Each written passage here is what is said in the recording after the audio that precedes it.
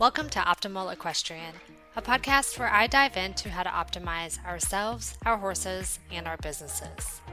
Please support the show by following or subscribing to my channel, and you can follow me on Instagram at Optimal Equestrian, and share this episode with anyone who you think might benefit or enjoy it. Now, let's get into the episode. For episode 7 today, I researched Ty Murray. He's a professional rodeo cowboy who competed in the rough stock events. He won 9 national championships with the PRCA, and he's one of the founders of the PBR. The research for this episode came from his book, King of the Cowboys. And I'm a dressage rider, not a rodeo girl, and I was obsessed with this book from the introduction. He's just such a good storyteller, and it's so well written. Today we're going to look at his mindset. This entire book is a masterclass on a winner's mindset. His mindset when it came to competing and training just is top notch. He also had some unorthodox training methods that he would do, like in the gym, and just things that he did to prepare to get on these bucking bulls and horses. So we're going to go into that a little bit, but let's start with his life. So he came from a family of rodeo cowboys. His grandfather was involved in the starting of rodeos, where they would do these exhibitions traveling around the country for the public just as entertainment, roping and riding in front of them. His dad rode racehorses until he was too big to ride them, and then he just started breaking horses, and he would break about 50 a year, and he also rodeoed. So Ty's entire life, he was around horses, calves, and cowboys. So he rode his first calf at 2 and then his first bull at 9.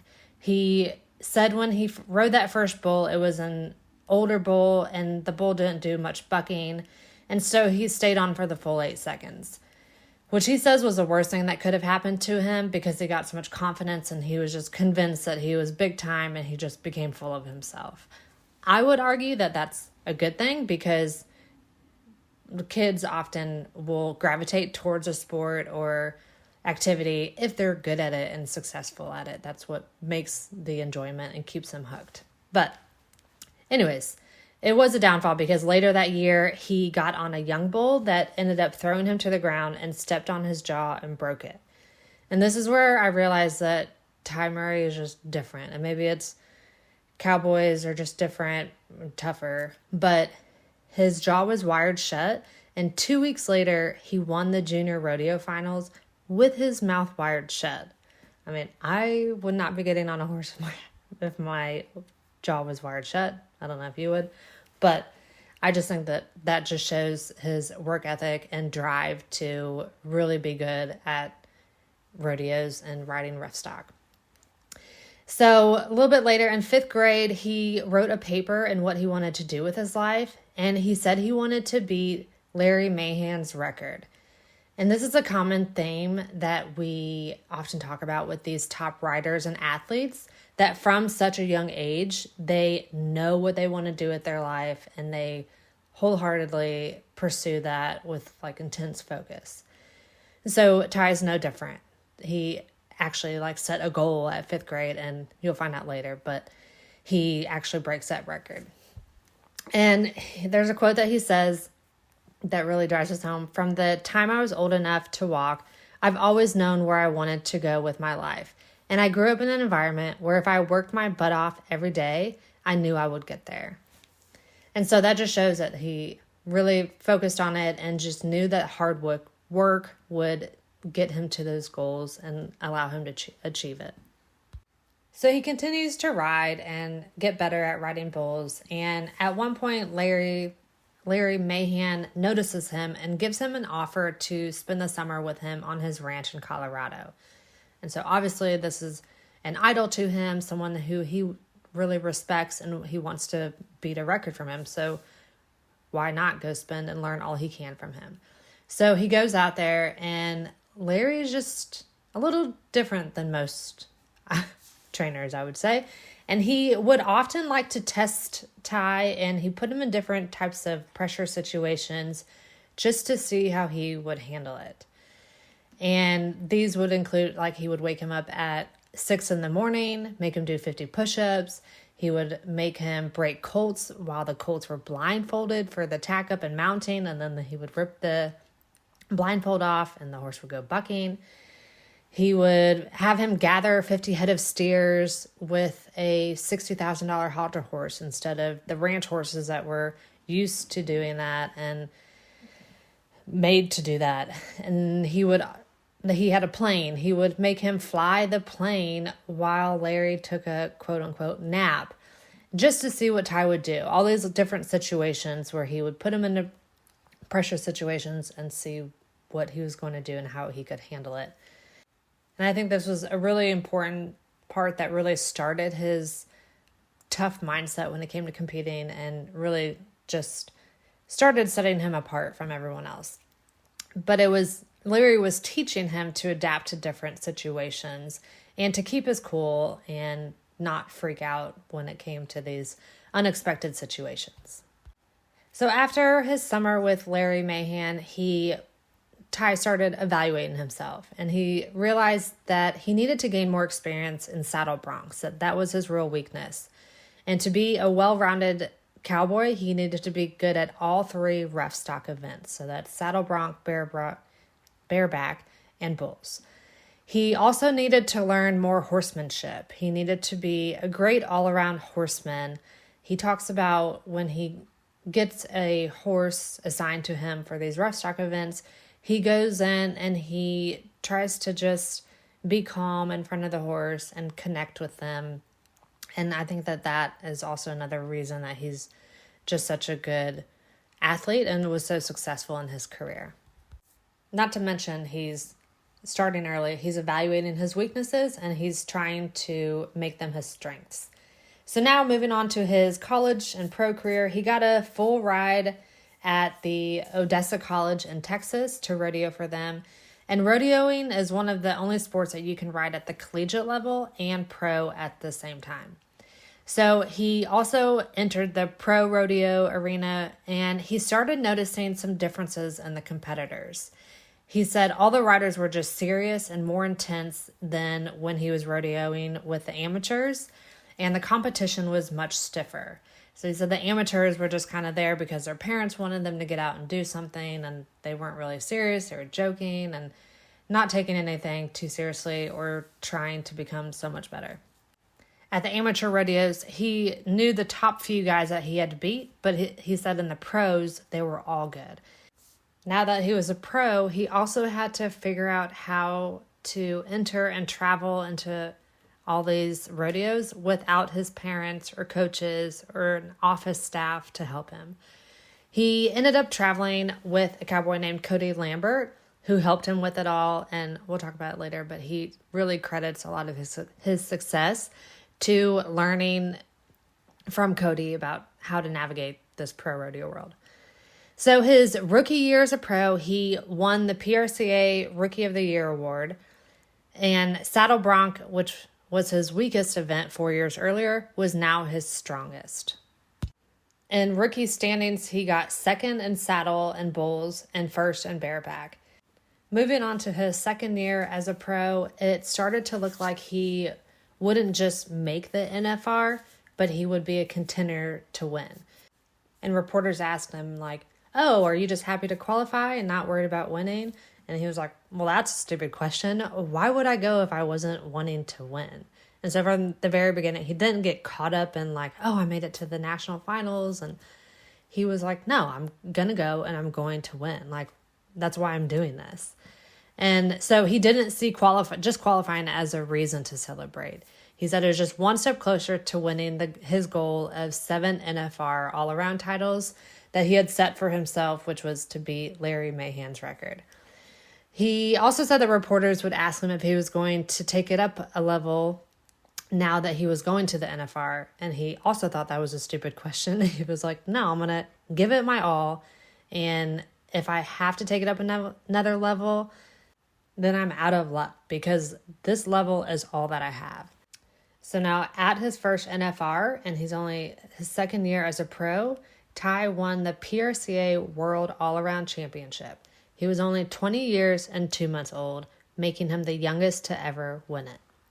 So then after he won, a clothing brand came up to him and offered him $2,500 and a year's worth of clothing as like a sponsorship deal. He denied them and decided to get an agent, which was out of the norm. Everyone just took that deal and never thought of asking for more or that they were worth more. They were just happy to have that deal. And he flipped that all on their back, and getting an agent was so uncommon at that point, but he wanted to know that he was getting what he was worth. So they came back to him after his second win and offered him $20,000. He still said no. His third win and $30,000, still no. Now all of the Cowboys get agents, but he really had a focus from this early stage that he wanted to expand the sport and elevate the professionalism of their endorsement deals.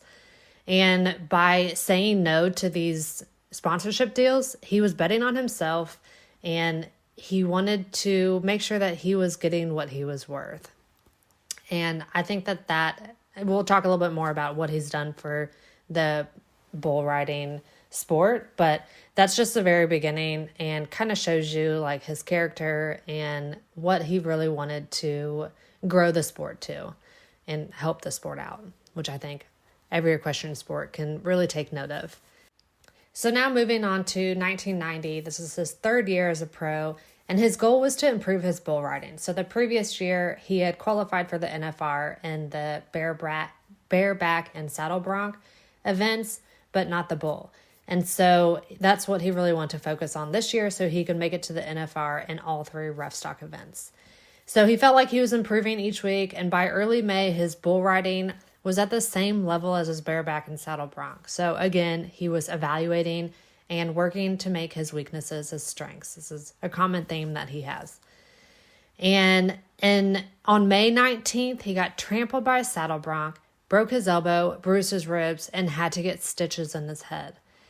He came back in July and qualified for all three rough stock events. So now his goal is already completed for the year at only 7 months in. So he changed his goal, and he decided he wanted to make history by winning $200,000 in 1 year. He was already at $141,000. So kind of like we talked about in the Arnold episode, make a goal. Once you achieve it, don't just rest on your laurels, evolve it and set a different goal and strive a little bit higher. And now we're going into his second NFR at the end of the year. He's feeling a little more comfortable and familiar since he had already been there. And his riding was doing well, which gave him confidence that he would continue to win. So on the 8th day of the NFR, he won the bareback event, and that put him at $203,000 and some change. And he still had 2 rounds left to go. So he had accomplished his goals for the year, but he still wanted to compete. Unfortunately, his next ride was a saddle bronc horse who flipped over on top of him. He didn't break any bones, but his knee was severely bruised and swelled, so he couldn't move it. And at that point, his NFR was over, but he had still competed. And so the next 4 years, he won the all-around title by some pretty solid margins and won over $200,000 each year. In 1994, he decided to cut back on the rodeos, rode in fewer, and he felt a lot fresher and healthier each time he rode, which meant that he was having better rides. At this point in his career, he started dealing with a bunch of injuries, from dislocated shoulders to torn ligaments in his knees. And it was all at different times, and they all required surgery and extensive rehab, and it took him out of riding for years at a time. However, he didn't let that deter his goals. So remember from the beginning, his goal was to get his 7th world title to beat Larry Mahan's record. And he wanted to see that go through. And in 1998 at the NFR, he ended up getting that 7th title, and Larry Mahan was there and congratulated him and told reporters that he didn't think anyone would ever beat his record. Now that he did, he doesn't think anyone will ever beat Ty's record.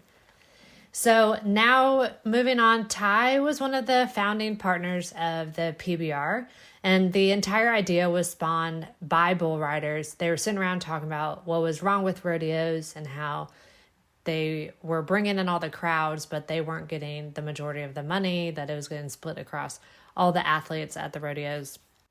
And they just thought that they could create a better system, that it was bull riding on its own. Since it was a favorite of the spectators, it had an element of danger. It was easy to follow, and the spectators had an appreciation for the athleticism that it took for those riders to stay on those bulls. So they decided they wanted to start the PBR. They wanted to keep it to just 2 days because nobody wanted to hang around for 10. It's a nice little weekend getaway. Keep it simple. They can easily follow because they just have to stay on for 8 seconds. They'll put up a score. The person with the highest score wins. And they took a lot of ideas from NASCAR about building a brand around the guys. And they wanted to televise it every week, have the same riders show up every single week. That was in their contract.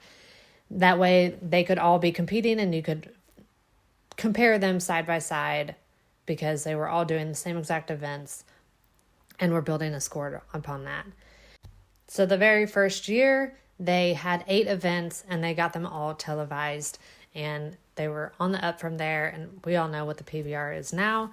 And so obviously they were pretty successful at that.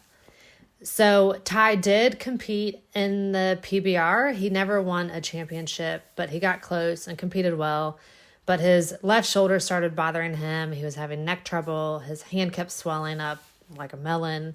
And so he was just having difficulty and realizing his age and body wasn't going to hold up forever. So in May of 2022, he retired, and he says, "I don't have the drive or the intensity I had before, so it's time to hang him up. I'm not interested in competing less than full bore. This isn't a sport you can go into half-hearted." I just think that's a really cool quote from him, that he knew that the drive wasn't there, that he had lost the passion for it, and there was other things that he wanted to do with his life. And so just hang it up and move on. So let's dive into his training methods. He did a lot of cross training, things that he thought that would help him be a better bull rider. He would ride a unicycle, learn to juggle. But he also was at one point watching the Montreal Olympics, and he saw the gymnastics and thought that's the type of athlete that he needed to be. He needed to gain balance and strength. So he took gymnastic classes in order to achieve those, to be a better rider and be able to stay on the horses while they're bucking or bulls. He also wanted to ride more saddle broncs when he was a younger kid so that he could be the all-around cowboy.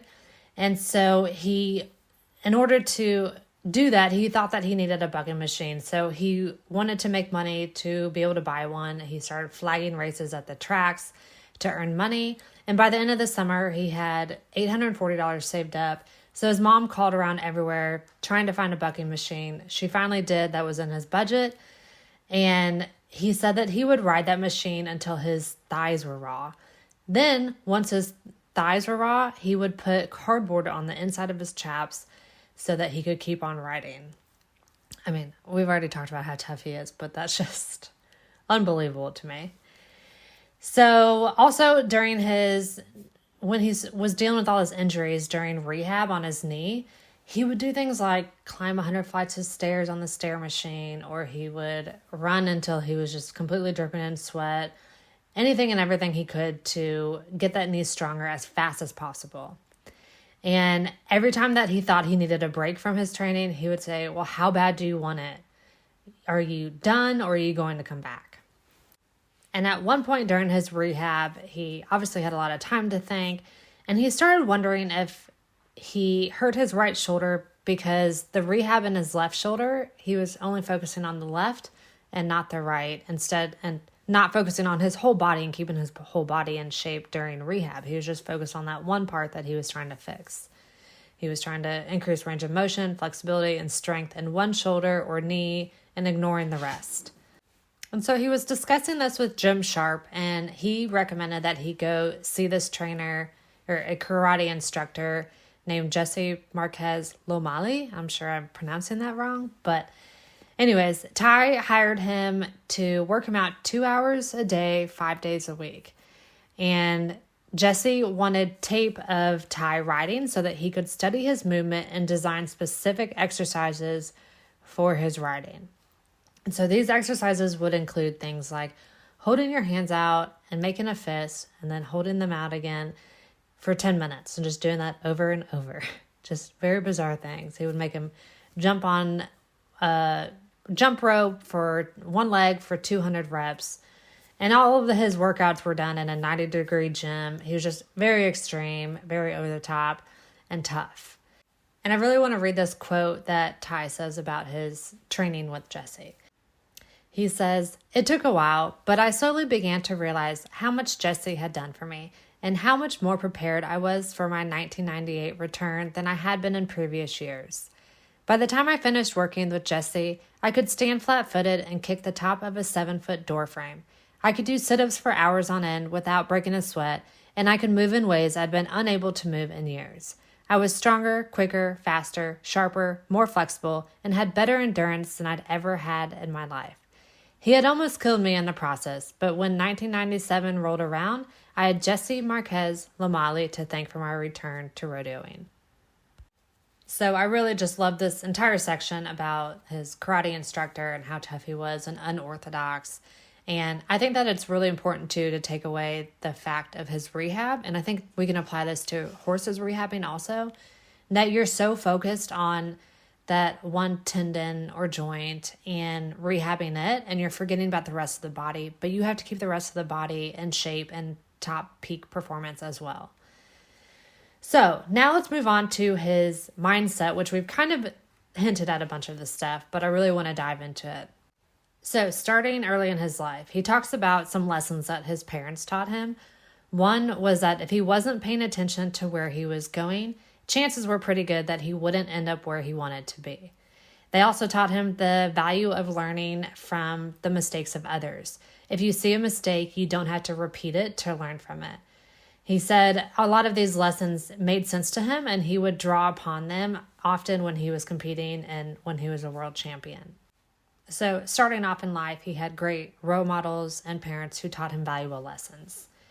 He also, from a young age, was so focused on his goals that he would sacrifice social events like going to football games, or he would sacrifice going to gymnastics practice in order to attend rodeos, because rodeos is where his actual goals were, and that's where he would make the most gains.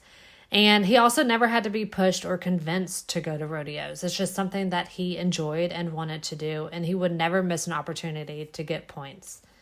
And we've talked about how he was constantly evaluating his weaknesses and trying to improve them.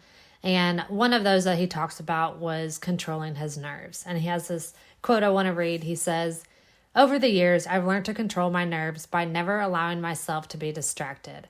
It took a few years and a few bad rides when I was under pressure, but I finally realized that the only moment I control is the one happening right now. A second ago is gone forever, and a second from now, I have no idea what's coming, so there is never a reason to get ahead of myself.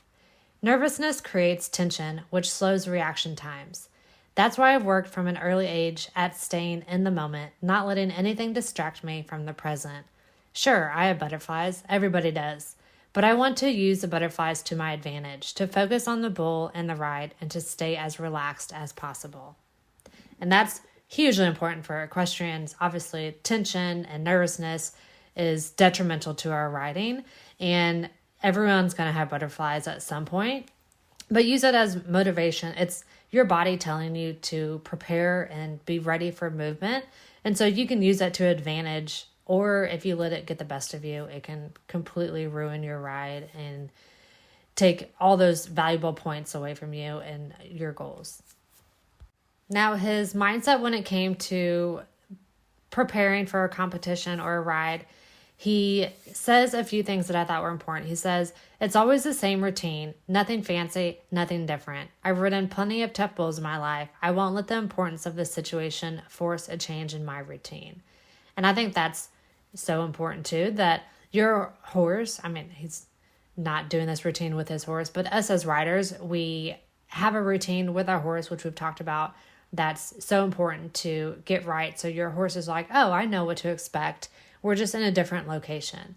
And don't let the warm-up ring or other outside factors influence and change your routine. You know how you've worked on this, on how to get the best out of your horse, and don't change anything at the last minute. He also talks about distractions, and he says, as for the distractions, I never let them bother me because I made a conscious decision not to change my style or my personality for anybody, no matter how many world titles I won. And this is just shows his humility and how humble he is. And I think that that's probably a key to his success, that he never let it get to his head and expect things done for him, or that just expect to win because he is who he is. He continued to work hard and just focus on what he could do and control. And he also has a quote that says, when I was competing, I never played the odds or developed game plans for winning. My only strategy was to try my guts out every time I climbed over the chute. And he talks about this over and over again, just doing the best that he can at every single ride. He never paid attention to the standings or the points or how much he was down or how much he was ahead. He just went out there every single ride, gave it his all. It's like we talked about when the reporter asked him if he was going to take it up a level, and he said, no, I give it my all every single time. When it came to distractions within the competition, he said, I don't normally read quotes or listen to commentary when I'm in the middle of a competition. It's distracting and counterproductive.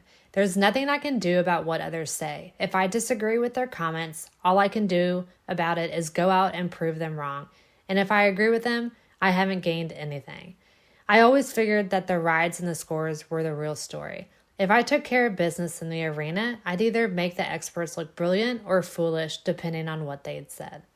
So, I mean, most amateurs aren't at this level, but when you get to his level that he was competing at, if you are so focused on the reporters and what they're saying, I mean, there's nothing you can do about it. And so you just have to put it out of your mind and go out and do what you're good at and focus on just doing the best that you can.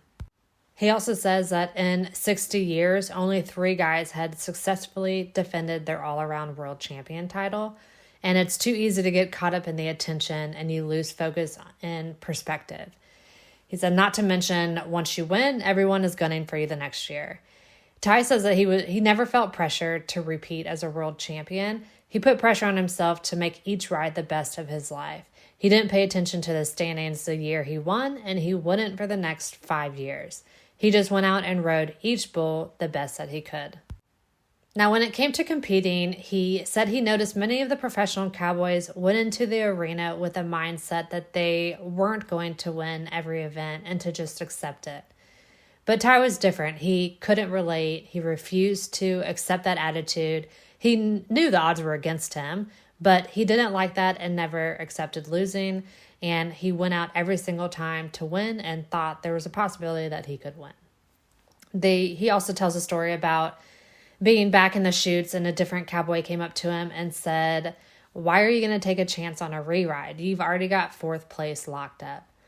And this was a risk that Ty knew that he was taking. If he took a re-ride and got bucked off, he would win nothing. But that's not how he thought. And he responded to the cowboy and said, I didn't come here to win 4th. And that particular ride, it worked out for him. He took the re-ride and scored enough to put him in 2nd place. So in conclusion, Ty Murray is just a masterclass on mindset. I think that his ability to just focus on what he can control and staying humble and trying to constantly evaluate himself and improve his weaknesses is just so vital to his success, and one that we can all take away from that. He also just focused on training in the gym, and he found creative ways to find that little edge that would help him when he was in the ring and arena competing. He also attributes a lot of his success to the community that he built around him and his mentors, especially during the early times. Cody for helping him travel and learning to travel more comfortably with nicer hotels, flying, and just being able to really not stress about that and relax and recover in between these events. He just said that it really maximized his rodeos and his ability to compete. He also accredits a lot of his mentorship from Jim Sharp, Lane Frost, Tuff Hedeman, and he credits the community around him from his parents and friends and family for standing by him and believing in him, and his sponsors who never wavered even when he was injured. So I would definitely recommend checking out this book. Doesn't matter. I mean, I'm a dressage rider. Love this book. Doesn't matter your discipline. You can really take a lot from him, and it's just entertaining. He's, like I said, a great storyteller. So I will see you all next time. Until then, train hard and ride easy.